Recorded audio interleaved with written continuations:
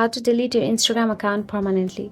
So let's get started. Firstly, open the Instagram app on your mobile device, and once you are inside the Instagram app, go to your profile.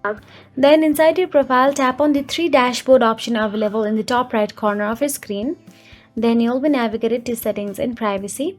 Now from here, tap on the accounts center at the top. Then all you have to do is tap on the personal information option available there, or simply personal info option available there, and you'll be navigated to your personal information. Now from there, simply tap on the account ownership or identification option available at the bottom. After you tap on it, you'll be navigated to the deactivation or deletion. Tap on it again. Then after you tap on it, tap on your profile for confirmation. Then you'll be navigated to the page where you'll get an option of deactivate or delete. Tap on the delete account since we are deleting it. Now continue with the process. Now choose any of the options from this list and continue again.